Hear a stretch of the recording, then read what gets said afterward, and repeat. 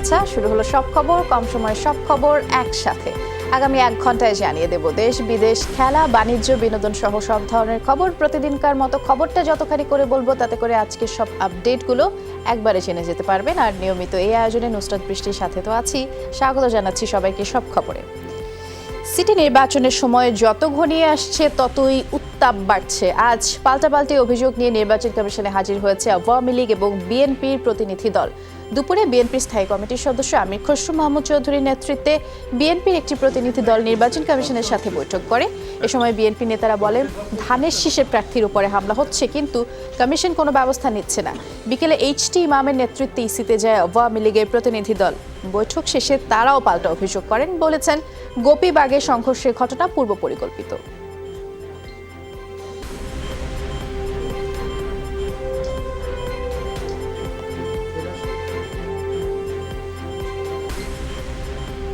গতকাল পুরো ঘটনাটি একটি সাজানো পূর্ব পরিকল্পিত এবং এমনভাবে তারা করেছেন, বিএনপির, আমি বলছি বিএনপির কাডাররা, যে তাতে প্রমাণ হয় যে এরা আগে থেকে এই সম্পর্কে একটি তৈরি হচ্ছিলেন। এই ধারা যদি নির্বাচনের দিন পর্যন্ত চলে তাহলে এটি কি লেভেল প্লেইং ফিল্ড হতে পারে? একটি দল রাস্তা দখল করে, ফুটপাথ দখল করে, ল্যাম্প পোস্ট দখল করে আর মাইকিং করে যাচ্ছে, কোনো সময় নাই। এখানে সময় বেঁধে দেওয়া আছে, কয়টি মাইক বেঁধে দেওয়া আছে, কিছুই মানছে না। দর্শক, এবারে আমরা প্রচারণা সংক্রান্ত খবর জানবো। নয়াপল্টন এলাকায় আমাদের সহকর্মী শাকিল হাসান আছেন ধানের শীষ প্রতীকের প্রার্থী ইশরাক হোসেনের সাথে। আমরা সরাসরি সেই খোঁজ খবর জানবো। শাকিল, সারাদিন দক্ষিণের বিভিন্ন এলাকায় তো প্রচারণা চালিয়েছেন ইশরাক হোসেন, এখন নয়াপল্টন এলাকায় আছেন তিনি, কি কি কার্যক্রম আছে একটু জানাবেন?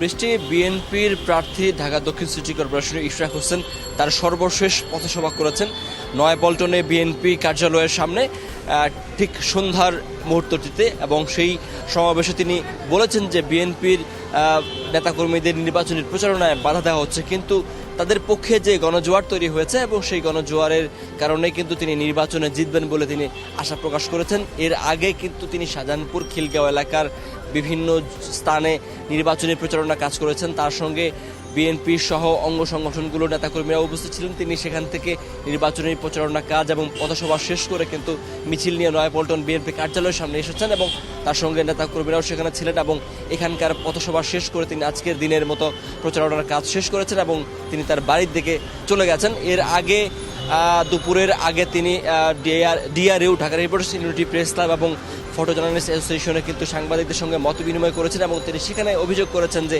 বিএনপির পক্ষ থেকে যে সমস্ত অভিযোগ দেওয়া হয়েছিল সেই অভিযোগগুলো নির্বাচন কমিশন আমলে নিচ্ছে না, এবং আমলে না নিয়ে তারা কোনো ব্যবস্থাও নিচ্ছে না বলে অভিযোগ করেছেন। পাশাপাশি অভিযোগ করেছেন গতকালের হামলার বিষয়ে। তিনি বলছিলেন যে গতকালের হামলাটি ছিল একটি পরিকল্পিত হামলা এবং সেটি উদ্দেশ্য হচ্ছে বিএনপিকে নির্বাচন থেকে বাইরে রাখা। এমনটি অভিযোগ করে তিনি বলছেন যে বিএনপিকে হামলা করে এই নির্বাচন থেকে বাইরে রাখা যাবে না বলে তার অভিযোগ। বিএনপির প্রার্থী ইশরাক হোসেন আজকের দিনের মতো তার নির্বাচনী প্রচারণার কাজ শেষ করেছেন। অনেক ধন্যবাদ আমাদের সাথে যোগ দিয়ে খোঁজখবর জানানোর জন্য শাকিল। এবারে দক্ষিণে নৌকা প্রতীকের যিনি মেয়র প্রার্থী আছেন শেখ ফজলে নূর তাপস, তিনি গ্রিন রোড এলাকায় আছেন এবং আমাদের সহকর্মী রিয়াজ রায়হানও তার সাথে আছেন। সেই সংক্রান্ত খোঁজ খবর জানবো রিয়াজের কাছ থেকে। রিয়াজ, আপনি নিশ্চয়ই শুনতে পাচ্ছেন আমাকে। তাপসের এখনকার প্রচারণার কি অবস্থা একটু জানাবেন বিস্তারিত।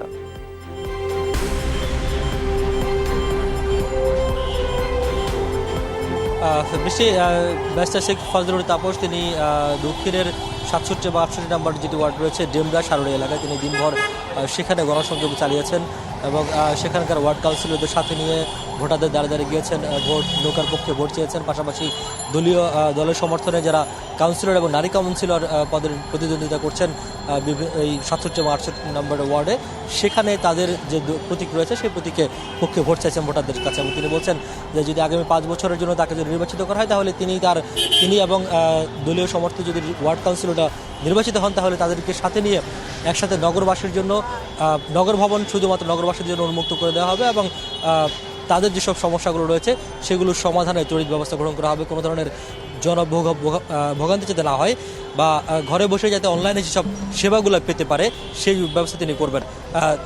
ব্যারিস্টার শেখ ফজলুল তাপস তিনি বিকেল 4টা পর্যন্ত প্রচারণার কাজ শেষ করে এখন তার যে নির্বাচনী কার্যালয় রয়েছে গ্রিন রোডের সেখানে অবস্থান করছেন।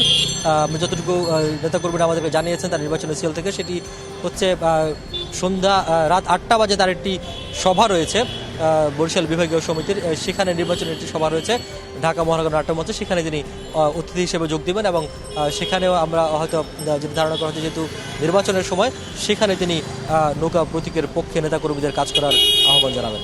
অনেক ধন্যবাদ রিয়াজ রায়হান। দর্শক, আমরা দক্ষিণ সিটির মেয়র প্রার্থীদের প্রচারণা খোঁজ খবর জানছিলাম। এবারে নজর দিতে চাই উত্তর সিটিতে।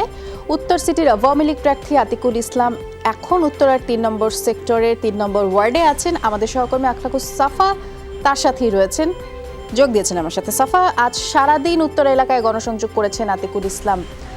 এখন একটি বিশাল জনসমাবেশও দেখতে পাচ্ছি আপনার পেছনে, কি কার্যক্রম রয়েছে একটু বিস্তারিত জানাবেন।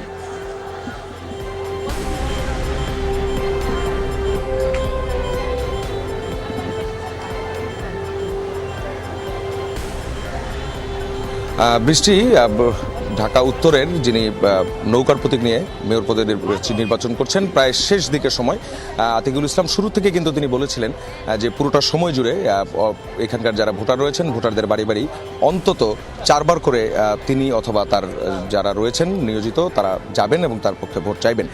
এরই ধারাবাহিকতায় কিন্তু আজ যেটা দেখতে পেয়েছি যে আজ 18 আসনের যে 4টি ওয়ার্ড, এই 4টি ওয়ার্ডে তিনি নির্বাচনী প্রচারণায় নেমেছিলেন, গণসংযোগ করেছেন। কিছুক্ষণ আগে কামারপাড়া যে স্কুল মাঠে একটি পথসভা হয়েছে, সেই পথসভায় অংশগ্রহণ করেছিলেন এবং সেই পথসভা থেকে এরই মধ্যে রওনা দিয়েছেন তিনি বরিশাল সমিতির যিনি নেতাকর্মীরা এবং সদস্যরা রয়েছে তাদের সঙ্গে মত বিনিময় করবেন। এখন যে জায়গাটি আপনি দেখতে পাচ্ছেন এটি হচ্ছে বরিশাল সমিতির সেই মত বিনিময়ের যে প্রস্তুতি, সে প্রস্তুতি সভার যারা অংশগ্রহণ করছেন তারা এসছেন এবং এখানে তারা মিছিল করছেন, স্লোগান দিচ্ছেন যিনি প্রার্থীর জন্য। তারা এই এলাকার আশপাশের যে জায়গাগুলো রয়েছে সেই জায়গাগুলোতে ভোট চাইবেন, তার নির্বাচনী ইশতেহার পৌঁছে দিবেন, তেমনটাই তিনি বলেছেন। তিনি পথে রয়েছেন, কিছুক্ষণের মধ্যে এখানে এসে পৌঁছবেন এবং এর মধ্যে বলা যায় যে সকাল থেকে কিন্তু 51, 54, 53 এবং 52 এই ওয়ার্ডগুলোতে গণসংযোগ এবং প্রচারণা চালান এবং সেখানকার মানুষজনকে আজকে যেটি আলাদা যে বিষয় সেটি হচ্ছে গতকাল ইশতেহার দেওয়ার পর ইশতেহারের যে বিষয়বস্তুগুলো তিনি তুলে ধরেছেন সেই বিষয়বস্তুগুলো যেই ওয়ার্ডের যেইখানকার মানুষজনের জন্য তাদের চাহিদার সাথে যেগুলো মিলছে সেই বিষয়গুলো সম্পর্কে তিনি আশ্বাস দিচ্ছেন, প্রতিশ্রুতি দিচ্ছেন এবং বারবারই একটি কথা বলছেন, সেটি হচ্ছে 9 মাস সময় পেয়েছেন, 9 মাসের মধ্যে তিনি সমস্যাগুলো চিহ্নিত করেছেন এবং সমাধানের উপায় বের করেছেন, কিন্তু এখনও সমাধানের উপায়গুলো তিনি যে প্রয়োগ করবেন সেই প্রয়োগের সময়টি তিনি পাননি। সেই সময়টি তিনি এখন চাইছেন এখানকার ভোটারদের কাছে এবং স্থানীয় যারা কাউন্সিলর নির্বাচনও করছেন দল সমর্থিত তাদের সঙ্গে নিয়েই কিন্তু প্রচারণায় রয়েছেন বলা যায়। বৃষ্টি, ধন্যবাদ সাফা। উত্তর সিটির ধানের শীর্ষের প্রার্থী যিনি দক্ষিণখানে ফায়দাবাদ এলাকায় প্রচারণা চালাচ্ছেন, আমাদের সহকর্মী মাহফুজুর রহমান নিপু এ বিষয়ে আমাদেরকে জানাবেন বিস্তারিত। নিপু, তাবিথ আওয়াল এখন কোন এলাকায় প্রচারণা চালাচ্ছেন? আজ তো তিনি ইশতেহারও ঘোষণা করেছেন, সারা কেমন দেখছেন প্রার্থীদের?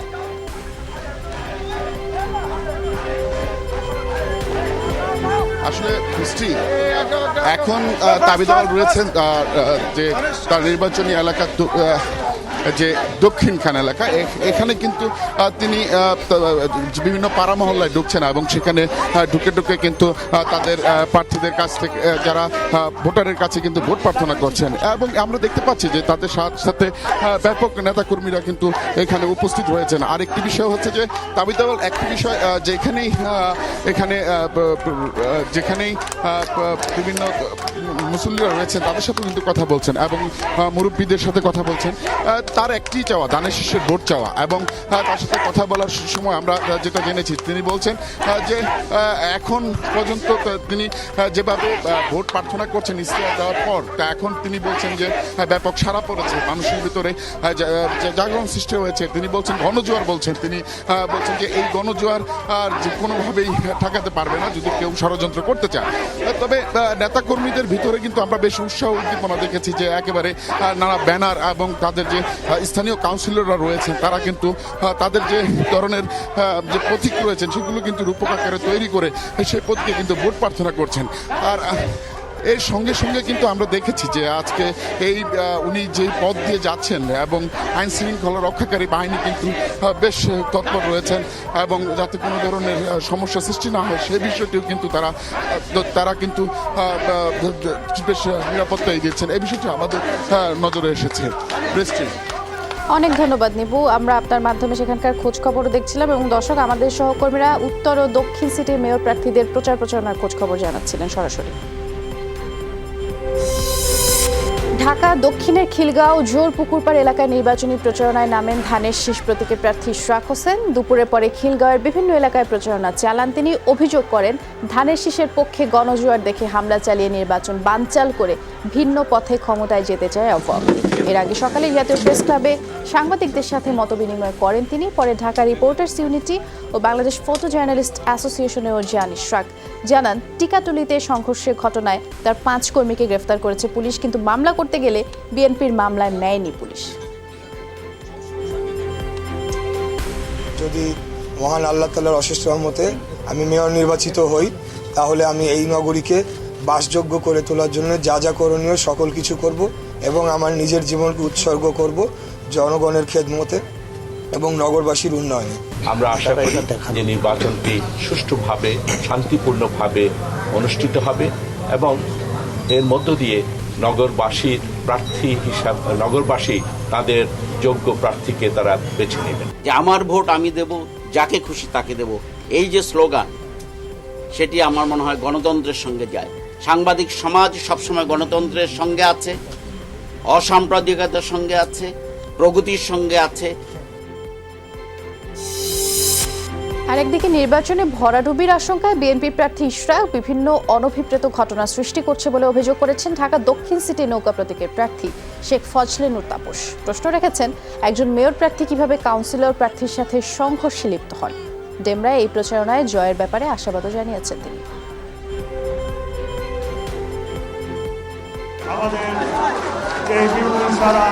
আমি বিশ্বাস করি আগামী 1 ফেব্রুয়ারি 2020 সালের নির্বাচনে ঢাকাবাসী সকলে দলমত নির্বিশেষে তারা এই উন্নত ঢাকার পক্ষে তাদের নৌকায়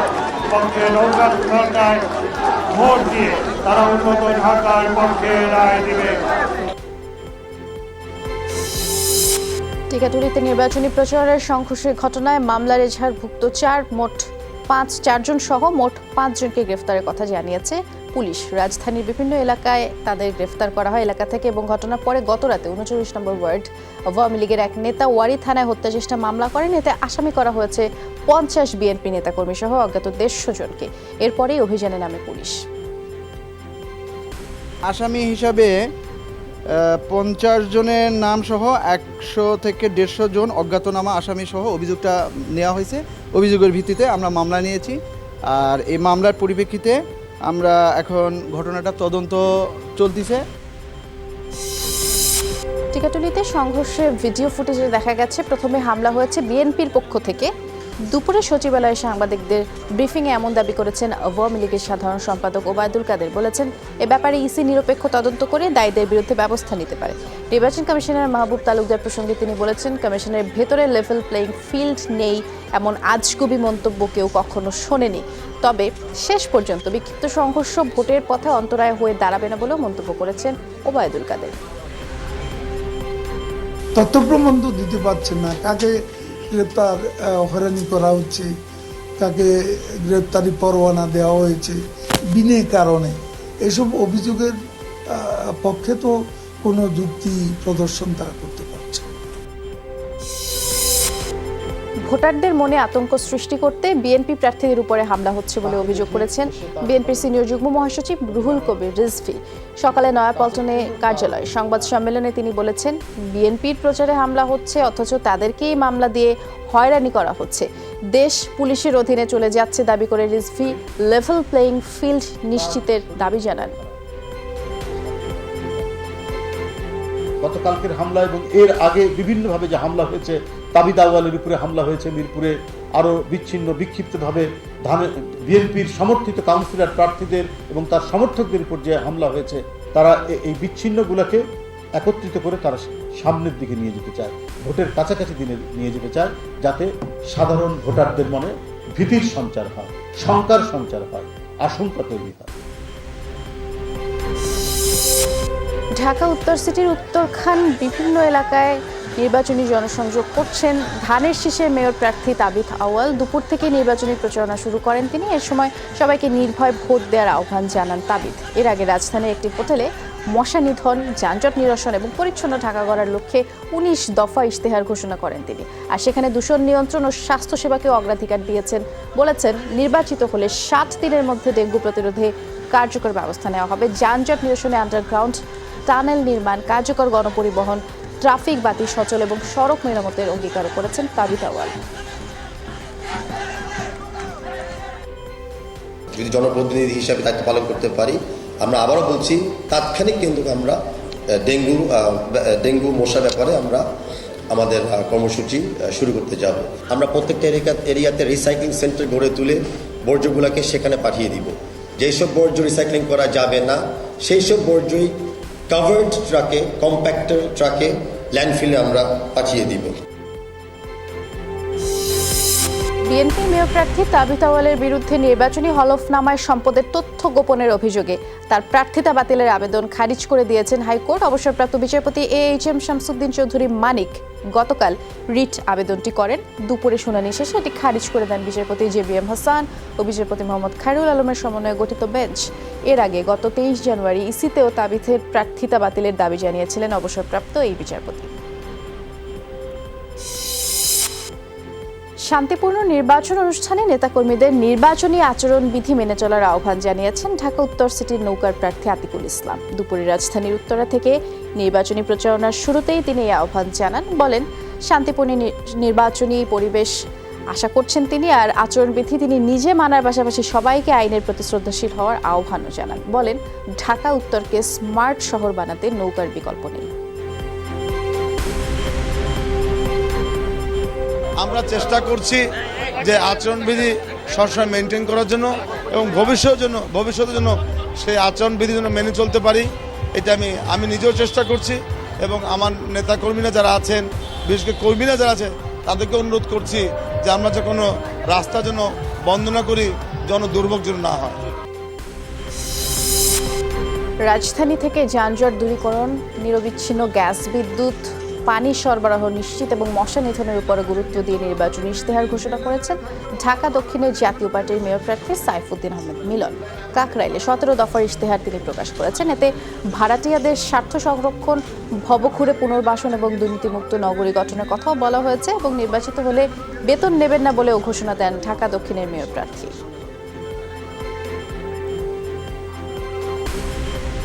ঢাকাবাসীর জন্য নিরবিচ্ছিন্ন গ্যাস, বিদ্যুৎ ও পানির সরবরাহ নিশ্চিত করা, পরিচ্ছন্ন ঢাকা উপহার দেওয়া হবে অন্যতম প্রধান লক্ষ্য।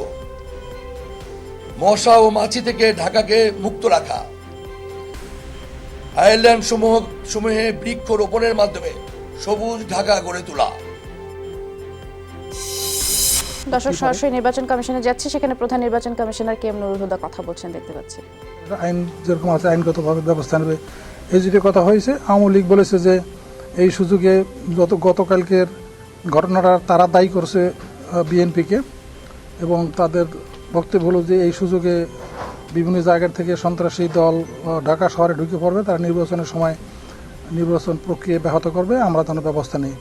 তো আমরা বলছি আমাদের স্পেসিফিক যদি কোনো এলিগেশন থাকে তাহলে সেটা বলতে হবে, আর যদি কোর্টের বা ক্রিমিনাল কোনো অফেন্স যদি থেকে থাকে তখন তো সেই অনুসারী চলবে, সংক্ষুব্ধ ব্যক্তিরকে আইন যেরকম সহায়তা দেবে সেরকমভাবে। এই জাতীয় কথা হয়েছে, সিরিয়াস কোনো কিছু হয়নি। এ ধরনের ঘটনা সুষ্ঠু নির্বাচনের ক্ষেত্রে অন্তরায় কিনা, আর এ ধরনের ঘটনা প্রতিরোধে যেন না ঘটে, প্রশমনে আপনাদের কি ভূমিকা থাকে? অবশ্যই সমস্ত ঘটনা নির্বাচনকে করে, নির্বাচনের প্রতি একটা নেতিবাচক প্রভাব ফেলে, না ঘটনাই উচিত। আর আমরা তো সবসময় বলি যে এরকম ঘটনা ঘটবে না। এই ঘটনাগুলো তো হঠাৎ করে একটা স্থানীয় ইস্যুর উপরে সৃষ্টি করে হয়, সুতরাং এগুলো তো আমরা আগে থেকে বললেই যে থেমে যাবে এমন কোনো কথা না। আমরা তো বলি সবসময় যে তারা যেন সহনশীলতার সাথে কাজ করে। আমি বিশ্বাস করি তারা সহনশীলতার সাথে কাজ করে যাচ্ছেও। দুটো ঘটনা ঘটেছে এই 54 লক্ষ ভোটারের মধ্যে এত বড় শহরে। এটাকে নিয়ে নির্বাচনকে বা বানচাল করা, ব্যাহত করা বা ই করা, যাকে বলে বিনষ্ট করার কোনো কারণ ঘটেনি। স্যার, একই ঘটনায় দুটি দল দুভাবে অভিযোগ দিয়েছে, এক পক্ষ অপর পক্ষের পরে চাপিয়েছে। তো এই ঘটনায় নির্বাচন কমিশন তো সবার বক্তব্য শুনেছে, নির্বাচন কমিশনের কাছে কি মনে হয়েছে? ক্রিমিনাল অফেন্সের ব্যাপারে আমরা কিছু বলতে পারি না। আমরা স্থানীয়ভাবে তদন্ত তো করতে হয়তো সময় লাগে। সেই তদন্তের জন্য রিটার্নিং অফিসার ওসিকে এবং ম্যাজিস্ট্রেটকে নিয়োগ করেছে। প্রতিবেদনটা তার কাছে এখনো আসেনি। আসলে তখন যদি কোনো প্রার্থী দায়ী থেকে থাকে তাহলে তারকে আবার নোটিশ দেবে আইনগতভাবে। আর যদি প্রার্থী দায়ী না থেকে থাকে, অন্য লোক হয়ে থাকে, ক্রিমিনাল অফেন্স হলে কোর্টে বিচার হবে। ভোটের দিন এমন পরিস্থিতি সৃষ্টি হতে পারে কিনা, এমন কোনো আশঙ্কা আপনাদের আছে কিনা? ভোটের দিনে আইন শৃঙ্খলা পরিস্থিতির অবনতি ঘটতে পারে কিনা? আমার আশঙ্কা নেই। আমার অভিযোগ করা হয়েছে যে বহিরাগত সন্ত্রাসীদেরকে নিয়ে এসেছে অস্ত্রশস্ত্র সহ ঢাকায় বিএনপি। এই অভিযোগটা আপনারা কতটা আমাদের, আপনারা কি ব্যবস্থা নেবেন এই বিষয়ে? আমাদের কাছে সেটা তো বলেছে, আমি বললাম সেটা, যে তারা আমাদের কাছে অভিযোগ করেছে যে বহিরাগত আসছে। সেটা আমরা, আমাদের তো সবসময় পুলিশের প্রতি ইনস্ট্রাকশন আছে যে বহিরাগত লোক সন্ত্রাসী কর্মকাণ্ড যেন শহরে না করে, সে ব্যাপারে তারা সতর্ক দৃষ্টি থাকবে। লেভেল প্লেইং ফিল্ড নেই, লেভেল প্লেইং ফিল্ডের কথা বলছে। 100টি নির্বাচনী ক্যাম্প রাস্তার উপর স্থাপন করেছে আওয়ামী লীগ বিশেষ করে শাসক দলের প্রার্থীরা। আপনারা দেখেও দেখছেন, এই বিষয়ে আপনাদের বক্তব্য? না, ওটা আমরা উঠিয়ে দেবো। আর 100টা যে আছে এমন তথ্য আমাদের কাছে নাই। কোথাও কোথাও থাকতে পারে, আমি জানি না। তা সেটার জন্য আমরা তাৎক্ষণিকভাবেই রিটার্নিং অফিসারদেরকে বলেছি যে তারা তো রাস্তার উপরে যদি কোনো থাকে, নির্বাচনী ক্যাম্প থেকে থাকে, রাস্তা তো না, কি যেন বলে ফুটপাতের উপরে, সেটা তুলে দেবে। ওকে, থ্যাংক ইউ। আছে। দর্শক, আমরা সরাসরি নির্বাচন কমিশন অফিসে ছিলাম এবং গতকাল টিকাটুলিতে যে সংঘর্ষের ঘটনা ঘটেছে সেটিকে কেন্দ্র করে প্রধান নির্বাচন commissioner K M Nurul Huda কথা বলছিলেন সাংবাদিকদের সাথে। এবারে অন্যান্য খবরে যাচ্ছি। 30 জানুয়ারি সোহরাওয়ার্দী উদ্যানে সমাবেশ এবং মিছিল করবে আওয়ামী লীগ, এমন তথ্য জানিয়েছেন আওয়ামী লীগের উপদেষ্টা মণ্ডলীর সদস্য আমির হোসেন আমু। সকালে বঙ্গবন্ধু এভিনিউয়ে দলীয় কার্যালয়ে মতবিনিময় সভায় এ তথ্য জানিয়ে আমু বলেছেন, ভোটের আগে এই সমাবেশ অনেক গুরুত্বপূর্ণ। ভোটারদের কাছে বার্তা দিতে হবে, নৌকাতে ভোট দিলে তিলোত্তমা শহর তৈরি হবে।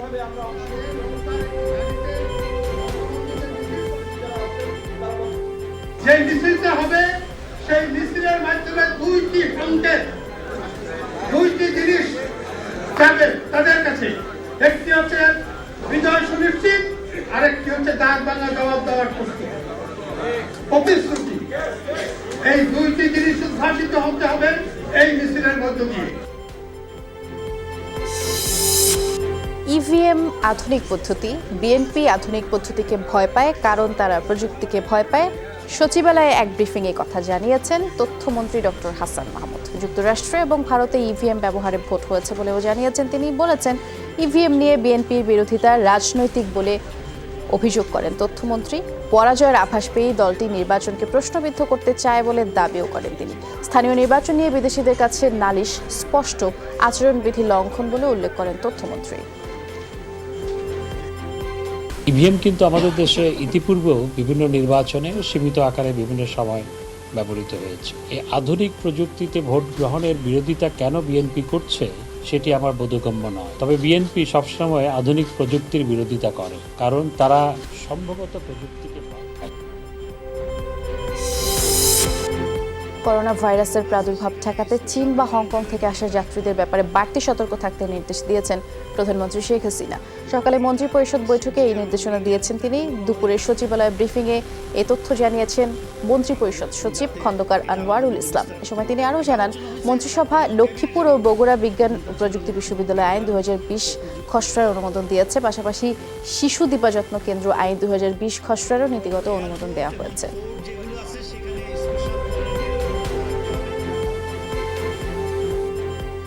ওই দিক থেকে যেসব প্লেনগুলো আসবে হংকং বা চায়নার থেকে, এটা মেইনলি তো উহানে হচ্ছে এবং উহানকে তারা একদম সিল করে দিচ্ছে চায়না। সুতরাং উহান থেকে যে এমনি ওরাই বেরোতে দিচ্ছে না। উহানে তো নিশ্চয়ই আপনারা জানেন, সব বাচ্চাদেরকে একদম ক্লোজ ডোর করে দিচ্ছে উহান কর্তৃপক্ষ। তো আমাদেরকেও আরও বেশি কেয়ারফুল থাকতে হবে এবং এয়ারপোর্টগুলোতে বিশেষ করে যাতে কোয়ারেন্টাইন খুবই, আর পোর্টগুলিতে যেখান থেকে চায়নার সাথে আমাদের ডিরেক্ট কোনো যদি যোগাযোগ থাকে। এর আগে পররাষ্ট্র প্রতিমন্ত্রী শাহরিয়ার আলম ফেসবুকে জানিয়েছেন, চীনে অবস্থানরত বাংলাদেশিদের মধ্যে যারা দেশে আসতে চায় তাদের ফেরানোর ব্যবস্থা করতে নির্দেশ দিয়েছেন প্রধানমন্ত্রী শেখ হাসিনা। পড়াশোনা, পেশাসহ নানা কারণে চীনে বাস করছেন হাজারো বাংলাদেশি এবং ভাইরাসটি ছড়িয়েছে যে শহর থেকে, সেই উহান শহরেই বর্তমানে 500-র বেশি বাংলাদেশি শিক্ষার্থী রয়েছেন। সংক্রমণ ঠেকাতে সব ধরনের গণপরিবহন বন্ধ এবং শহর থেকে বাইরে বেরোনো বা শহরে প্রবেশ নিষিদ্ধ। আটকা পড়েছেন কোটি বাসিন্দা। প্রাণঘাতী করোনা ভাইরাস সম্পর্কে সতর্কতামূলক ব্যবস্থা নিয়েছে বিভিন্ন স্থলবন্দর ও জেলা প্রশাসন কর্তৃপক্ষ। অগ্রিম সতর্কতা হিসেবে সাতক্ষীরার ভোমরা স্থলবন্দরে সতর্কীকরণ এবং ঝুঁকি নির্ণয় কেন্দ্র স্থাপন করা হয়েছে। সচেতনতামূলক বিভিন্ন লিফলেটও যাত্রীদের দেওয়া হচ্ছে, তবে এখনও বাংলা বান্ধা সহ কয়েকটি স্থলবন্দরে কোনো ব্যবস্থাই নেওয়া হয়নি বলে জানিয়েছেন কর্মকর্তারা।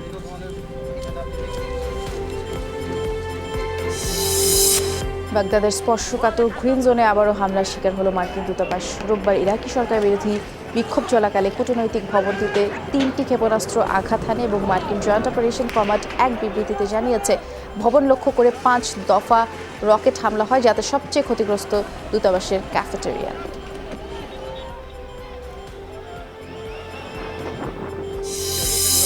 বাংলাদেশ পাকিস্তান টি-20 সিরিজের খবরে বৃষ্টির কারণে পরিত্যক্ত হলো 3 ম্যাচ সিরিজের শেষ টি-20।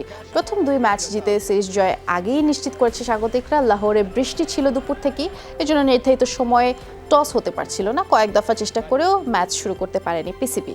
বৃষ্টি বাড়লে বিকেলে 5টার দিকে ম্যাচ পরিত্যক্ত ঘোষণা করেন ম্যাচ রেফারি এবং এই ম্যাচ পরিত্যক্ত হলেও র্যাঙ্কিংয়ে 1 নম্বরে থাকলো পাকিস্তান। হোয়াইট ওয়াশ এড়ানোর লড়াইয়ে শেষ পরীক্ষা অবশ্য দেওয়া হলো না মাহমুদুল্লাহদের। আজ রাতেই বিশেষ বিমানে করে ঢাকা ফিরবে বাংলাদেশ। সব খবর দেখছেন, ছোট্ট একটা বিরতিতে যাচ্ছে, এক্ষুনি ফিরে আসছে, সাথে থাকুন।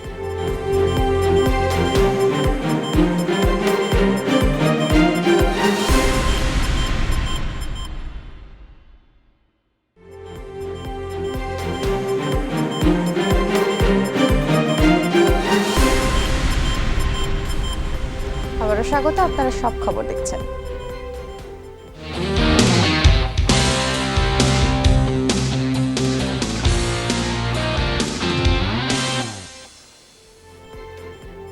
ঢাকা আন্তর্জাতিক বাণিজ্য মেলায় জমজমাট বেচাকেনা। শেষ সময়ে গৃহসজ্জার পণ্যের বেশি চাহিদা। পণ্যভেদে ছাড়ও পাওয়া যাচ্ছে সর্বোচ্চ 15% পর্যন্ত। শুধু রাজধানীবাসী নয়, দেশের নানা প্রান্ত থেকে দর্শনার্থীদের ভিড় জমতে থাকে সকাল থেকেই এবং অনেকেই এসেছেন পরিবার সহ। বিক্রেতারা জানিয়েছেন, এবারের মেলায় দেশীয় পণ্যের চাহিদা বেশি। পাওয়া যাচ্ছে নানান ডিজাইনের দরজা জানালার পর্দা, যাচাই বাছাই করে কিনছেন দর্শনার্থীরা। তবে বেশি দাম নেবার অভিযোগও করছেন কেউ কেউ। ব্যবসায়ীদের দাবি, মেলায় শেষ কয়েকদিন বিক্রি বাড়বে।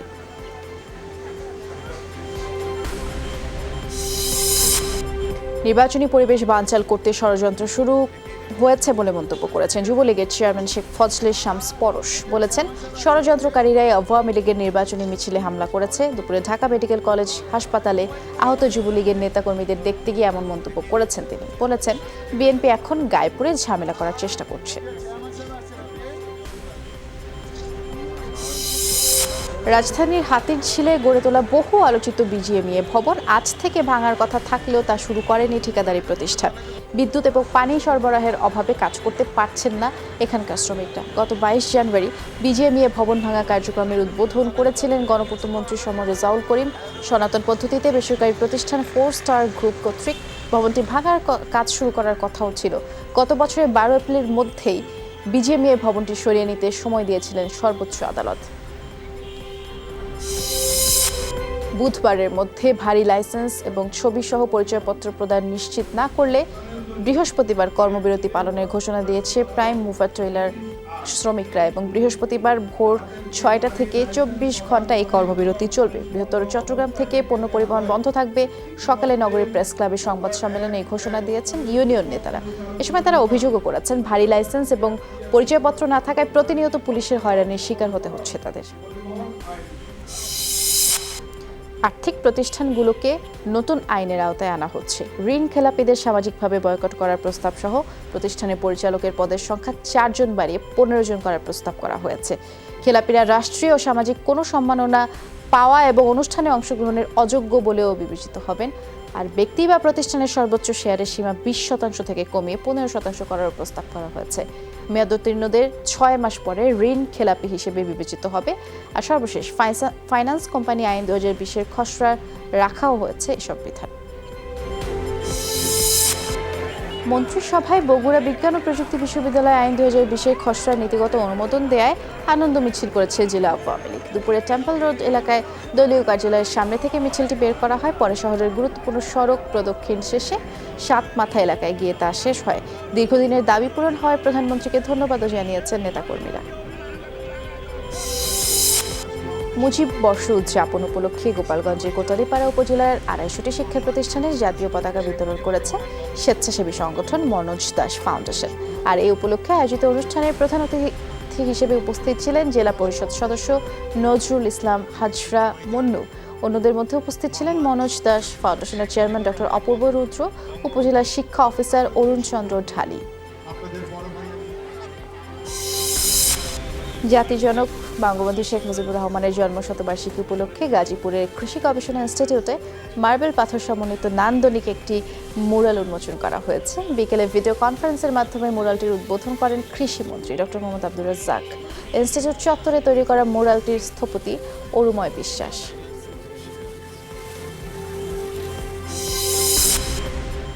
পাথর তোলা নিয়ে পঞ্চগড়ে পুলিশ এবং স্থানীয়দের সংঘর্ষে একজন নিহতের ঘটনায় আলাদা 2টি মামলা হয়েছে। দুপুরে তেঁতুলিয়া থানার এসআই শাহাদাত হোসেন এবং এসআই লুৎফুর রহমান বাদী হয়ে মামলা 2টি রুজু করেন। প্রায় 5000 আসামি করা হয়েছে মামলাগুলোয়। এর একটিতে হত্যা এবং অপরটি পুলিশের কাজে বাধা, হামলা এবং ভাঙচুরের অভিযোগ আনা হয়েছে। নেত্রকোনায় শ্বশুরবাড়ি গিয়ে খুন হলেন শিক্ষক জামাতা উজ্জ্বল চৌধুরী। সকালে সদরের সিংহেরবালা ইউনিয়নের একটি জঙ্গল থেকে ওই ব্যক্তির মরদেহ উদ্ধার করা হয়। নিহতের স্ত্রী জানিয়েছে, রোববার সন্ধ্যায় চিকিৎসকের কাছে যাওয়ার কথা বলে বাড়ি থেকে বেরিয়ে যায় স্বামী উজ্জ্বল। এরপরে আর ফিরে আসেননি। গেল 15 দিন ধরে শ্বশুরবাড়িতেই অবস্থান করছিলেন মদনের গোবিন্দশ্রী উচ্চ বিদ্যালয়ের শিক্ষক উজ্জ্বল চৌধুরী। খুনের রহস্য উদ্ঘাটনে তদন্তে নেমেছে পুলিশ। রাজশাহীর শাহপুর সীমান্তে চোরাকারবারিদের সাথে বিজিবির গোলাগুলির ঘটনা ঘটেছে এবং বিজিবির ভাষ্য, অস্ত্র পাচারের গোপন সংবাদের ভিত্তিতেই শাহপুর সীমান্তে অবস্থান নেয় তাদের সদস্যরা। এক পর্যায়ে চোরাকারবারিরা অস্ত্র পাচারের তৎপরতা শুরু করলে প্রতিরোধ করতেই গুলি ছুড়ে বিজিবি। তবে এই ঘটনায় কাউকে আটক করা সম্ভব হয়নি।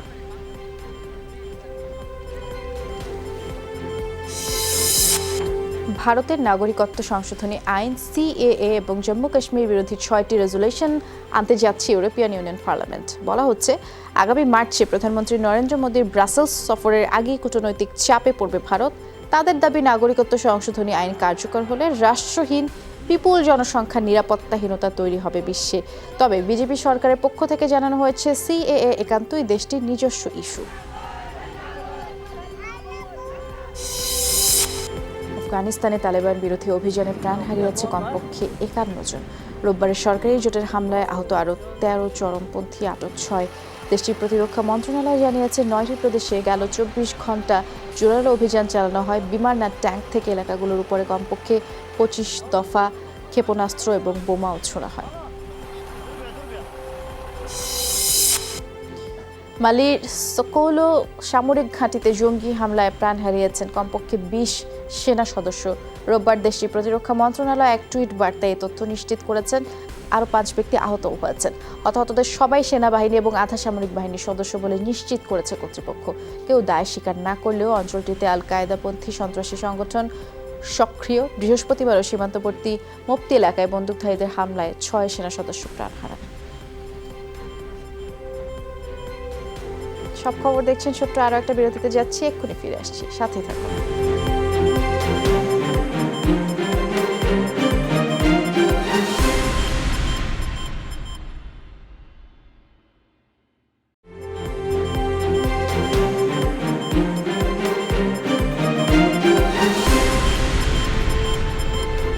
আবারও স্বাগত, আপনারা সব খবর দেখছেন। স্কুলের বিদায় অনুষ্ঠানে যোগ দিতে এসে চিরকালের জন্যই বিদায় নিল আর এই উচ্চ বিদ্যালয়ের এসএসসি পরীক্ষার্থী মোহাম্মদ আবির হোসেন। সকাল 11টার দিকে ওয়াসার পানিবাহী গাড়ি তাকে চাপা দিলে ঘটনাস্থলে আবিরের মৃত্যু হয়। পানিবাহী গাড়ি এবং গাড়ি চালককে আটক করেছে ওয়ারি পুলিশ। আবিরের বন্ধু ও সহপাঠীরা নিরাপদ সড়কের দাবিতে স্কুলের সামনেই অবস্থান নেয়। পরে ওয়ারি জোন পুলিশ তাদের স্কুলে ফিরিয়ে আনে। বন্ধুদের সাথে প্রবেশপত্র সংগ্রহ করে এসএসসি পরীক্ষায় অংশ নেওয়ার কথা ছিল আবিরের। বিদেশের ডান্স বারে উচ্চ বেতনের চাকরির প্রলোভন দেখিয়ে তরুণী পাচারের অভিযোগে আন্তর্জাতিক নারী পাচার চক্রের 8 সদস্যকে গ্রেফতার করেছে র্যাব। উদ্ধার করা হয়েছে 2 তরুণীকেও। র্যাব কর্মকর্তারা জানিয়েছেন, নারী পাচার চক্রের 6 সদস্য এর আগে গ্রেফতার হওয়ায় অন্যরা কৌশল পরিবর্তন করে এবং চক্রটি গেল 1.5 বছরে সহস্রাধিক নারীকে পাচার করে কোটি কোটি টাকা হাতিয়ে নেয়। রাজশাহী নগরীতে 10 বছরের শিশু ধর্ষণ এবং হত্যা মামলায় 2 আসামিকে মৃত্যুদণ্ড এবং 1 লাখ টাকা করে জরিমানার আদেশ দিয়েছে আদালত। দুপুরে নারী ও শিশু নির্যাতন দমন ট্রাইব্যুনাল 1-এর বিচারক মনসুর আলম এই রায় দিয়েছেন। 2013 সালের 23 আগস্ট দুপুরে 3য় শ্রেণীর এক ছাত্রী নিজ বাড়ি থেকে ফুপুর বাড়ি যাবার সময় স্থানীয় সাইদুর রহমান জ্যাক এবং রানা নামের 2 জন তাকে তুলে নিয়ে ধর্ষণ করে।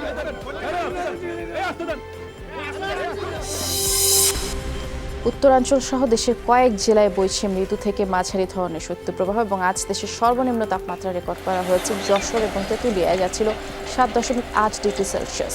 আবহাওয়া অফিস জানিয়েছে, টাঙ্গাইল, ফরিদপুর, মাদারীপুর, যশোর, রাজশাহী এবং রংপুর সহ বেশ কয়েকটি এলাকায় শৈত্যপ্রবাহ বয়ে যাচ্ছে। নীলফামারীতে দুস্থ মানুষের মাঝে শীতবস্ত্র বিতরণ করেছে বাংলাদেশের সাম্যবাদী দল। সকালে পুলিশ লাইন্স প্রাঙ্গণে 2 শতাধিক দরিদ্র মানুষের হাতে কম্বল তুলে দেওয়া হয় এবং এ সময় উপস্থিত ছিলেন দলের কেন্দ্রীয় কমিটির সদস্য সাইমুম হক, জেলা কমিটির সদস্য সহ আরও অনেকেই। বগুড়া প্রেস ক্লাবের অন্যতম সদস্য বগুড়া 1 আসনের সদ্য প্রয়াত সংসদ সদস্য আব্দুল মান্নানের স্মরণে শোক সভা এবং দোয়া মাহফিল হয়েছে বগুড়া প্রেস ক্লাবে। দুপুরে আয়োজন করা হয় এবং উপস্থিত নেতৃবৃন্দ বলেছেন, আব্দুল মান্নান ছিলেন একজন গণমাধ্যম বান্ধব রাজনৈতিক নেতা এবং জনপ্রিয় প্রতিনিধি।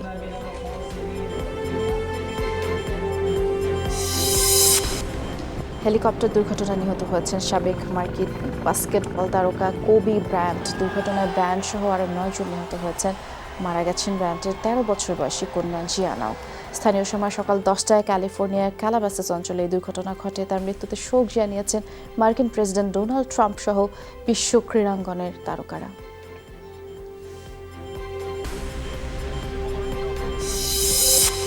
শেষ হয়েছে আদমজী ক্যান্টনমেন্ট কলেজের বার্ষিক ক্রীড়া প্রতিযোগিতা 2020। কলেজ মাঠে 7 দিনব্যাপী প্রতিযোগিতার 29টি ইভেন্টে অংশ নেয় প্রায় 1200 শিক্ষার্থী। সমাপনী দিনে প্রধান অতিথি ছিলেন মেজর জেনারেল মোহাম্মদ মুশফিকুর রহমান।